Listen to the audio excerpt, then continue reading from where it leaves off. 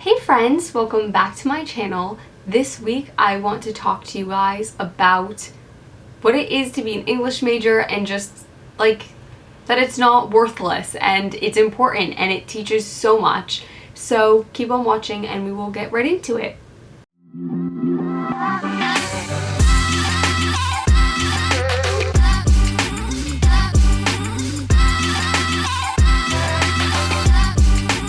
So before I get started with this specific video, I wanted to talk about a couple things. One, if you saw my last video last week on spoon theory, I got a comment that I wanted to talk about, and somebody had left a comment talking about that there is an issue when we try to normalize things in that they can become the cool new thing to do. They become a joke and it really can minimize people's experiences. And I thought that that was a really important discussion. And so if you already watched that video, if you're planning on watching that video, I urge you to look at that comment and just really take that into consideration. So the other thing I want to address, completely different note, I actually was thinking about starting up a TikTok account to kind of have some more short form content within this same kind of realm. I haven't done it yet. I was planning to film some videos for that today, but it's just not gonna happen today. So I'm saying this to keep myself accountable. So let me know if you guys would like to see that and I will get that launched. And if you do want to see a TikTok account, let me know any videos you'd like to see on there that I can start filming with. So, okay, I'm gonna move aside now because I have a lot to say for this video and I don't want it to be like 20 minutes long. So, we've all heard it. The English majors can't get a job. English majors, it's pointless. Don't do an English degree. Go into STEM, like all this stuff. STEM is great. STEM is a wonderful thing for people who want to do it. It's not the only worthwhile path. And I'm just really tired of hearing it. And I'm tired of hearing that the things that I spend my time and energy and life doing are less worthy because it's not STEM. And I got a comment semi-recently, I might put it up here, I haven't decided yet, talking about this and saying that I am on a path to poverty. And first of all, let's just address that. And being an English major, getting a liberal arts degree, any kind, whatever, it's not like a path to poverty, let's just be clear.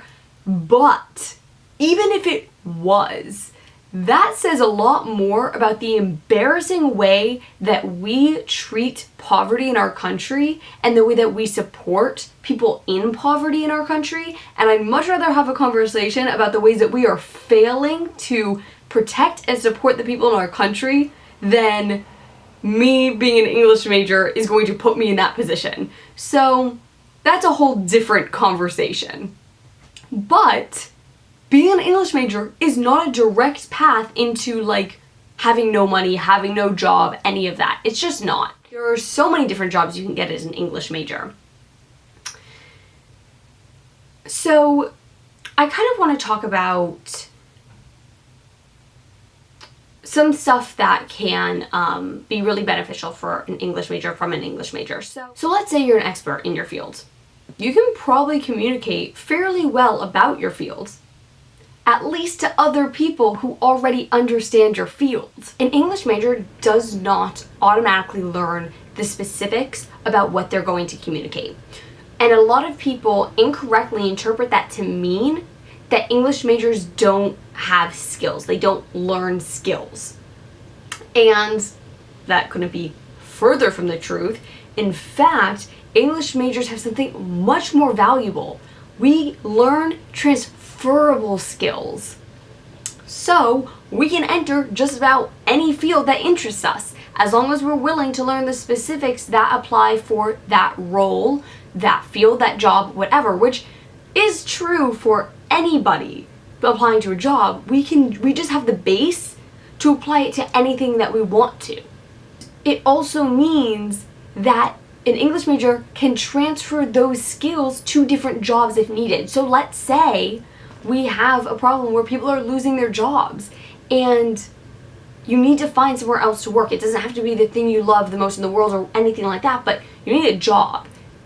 An English major can take their skills, learn about an industry that's hiring more, that has more demand for employees, and take their skills with them to that specific role. And so it's significantly easier to transfer in and out of fields as need be, or as inspirations and interests change. So it's one of those things where people just assume that because we're not learning a specific field that we're not learning anything. And in fact, we're learning something that makes it easier for us to work pretty much anywhere. Every single field needs communicators, and they need them in different roles. Pretty much every company needs marketing at this point. And as an English major, you learn how to effectively communicate, how to get a vision across, and ideas and themes. And if a brand needs to present itself to its customer base a specific way without being too obvious and like in your face, guess who's going to be able to know the best ways to do that? I mean, you're going to have marketing, ad, PR majors, like all of that, of course, but an English major comes with the skills to communicate things subtly and to understand subtle communication and the inner workings of all of it. But Megan, a STEM major makes more sense financially.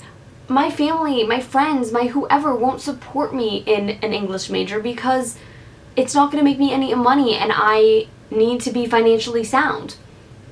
Guess what? I have some big news for you. That's not actually all that accurate. English majors don't make no money. There are specific jobs that make less than others. There are specific fields that are hard to break into. But there's solid research that shows that English majors and a lot of liberal arts majors in general catch up to STEM majors in salary. There is a New York Times article. I'm going to link that below, as well as some other resources on the subject and things I'm talking about, pull from those articles. So those are all linked in the description of this video. This article was discussing the ways that English majors actually catch up to STEM majors in salary. It's actually pretty well known to anybody who actually has done the research on it and looked into it. I mean, you can do a simple Google search. You can find a lot of information on how English majors don't make no money in their careers. I remember my freshman year, my first day of school, they handed all of us English majors research and paperwork showing, just so you know, you're not about to waste a ton of money for no ROI. The return on interest for an English major is incredibly high. And let's also talk about the fact that the cost of college nowadays is ridiculous and we've overinflated it so much and it's almost not worth the price anymore, but I digress. STEM majors tend to make a lot more money in their first job out of college, but throughout their careers, English majors catch up. They can make just as much, if not more money than a STEM major. You need communicators in every field. You just do. And they're gonna have different roles, and I can't tell you all of the roles in every field because I'm not particularly interested in going to STEM. It's just not my path. So I don't really know all of the details of how an English major fits into a STEM path on the STEM field. But by acting like being an English major is just utterly useless, a lot of people don't become English majors who would be wonderful English majors. And part of the problem too is that we teach English majors that the skills they're learning are useless. And if people believe that, it becomes true, and English majors then don't pay attention to and can't utilize the skills that they're learning. If I don't know that being an English major is teaching me, I'm just going to use what I've been talking about, effective communication, I can't utilize how I've learned effective communication. So it also becomes one of those things, it's like a catch-22, because we keep telling people something's true that's just not, but because they believe it's true, it kind of becomes true. So what does an English major teach students? What do you get out of it? This won't be an exhaustive list by any means, but here are a few examples of things that you learn as an English major.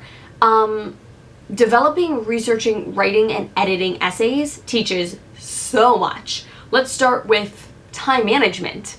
There's a lot you have to do to get an essay together and to get it nice and all of that.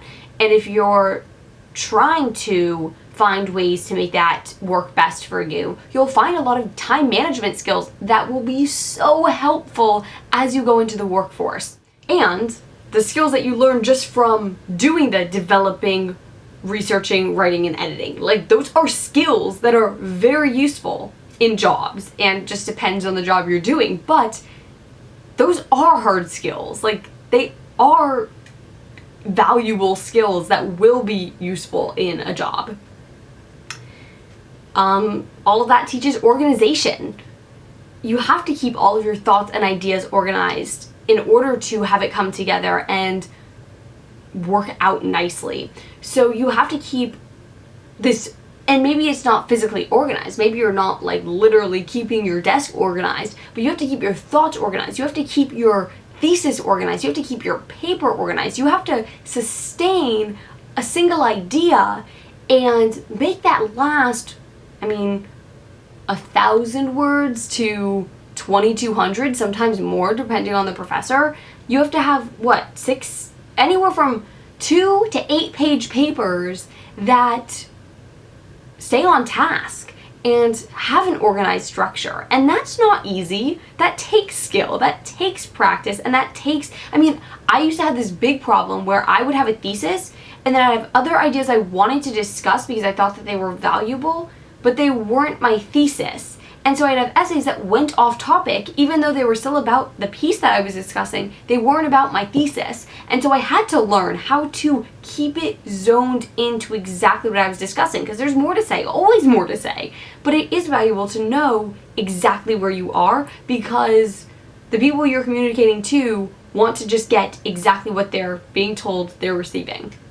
And it's very valuable to know how to do that and to have that not take as much time because you're used to it and you've practiced it. Reading assignments teach us how to look deeper than the surface. When we read an assignment, we need to look at what is not being obviously communicated. Sometimes it is, but we do have to look at more than what's just right there on the page, and not only find it, but understand it and understand how and why it's there and why it works or doesn't work, and all of those things. And so we're able to look at something and not just read it for what it is, but read it for what it wants to do, what it's trying to do, and what it does or does not succeed to do, and understand all of the workings of that. We have to understand that whole puzzle. We have to understand the whole machine of it, and not just like read it. And then that leads into an essay and pulling all of those things together and not just saying, well, it does this. Okay, well, give me more information than that. Like, we have to pull things all the way apart and get into the nitty-gritty of it. And then things like discussions, whether they're in person or over a Zoom right now, or on a discussion post online. We have to learn to listen to other perspectives and see how and where those perspectives fit into our own views and ideas. And yeah, it might be about Jane Eyre, but just because we're talking about Jane Eyre, you're still learning the skills to do it in other ways.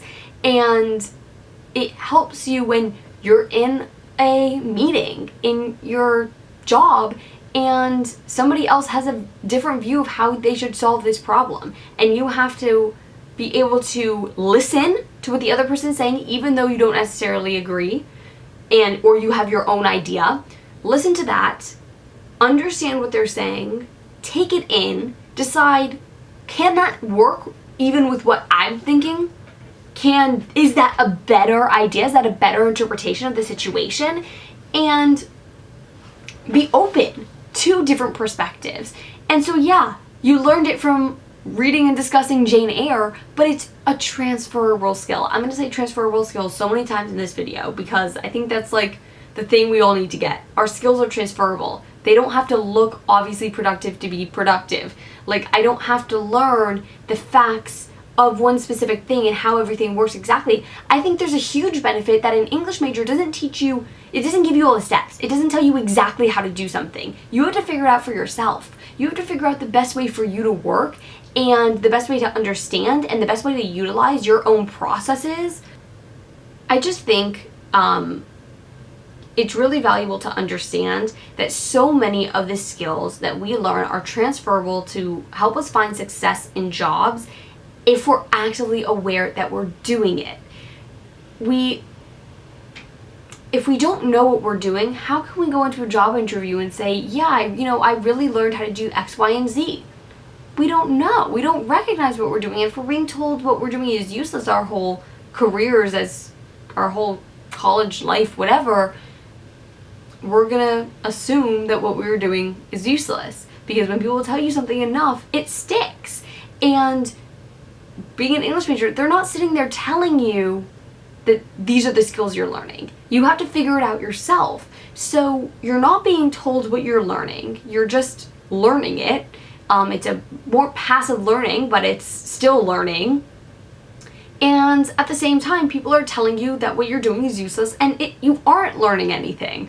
So yeah, I might be sitting there reading Jane Eyre or Frankenstein or William Wordsworth, but that's not all I'm doing, and I'm learning so much while I do it, even if it doesn't look obvious. So I hope that this was helpful. I hope that people feel better being an English major. I hope that if you are on the fence and concerned, that this, brings you some hope. If you think that being an English major is useless still, don't comment it. I don't care. I don't. And so yeah, thank you guys so much for watching. I will see you guys next week. Please let me know any other videos you would like to see, and I'll see you next time. Bye.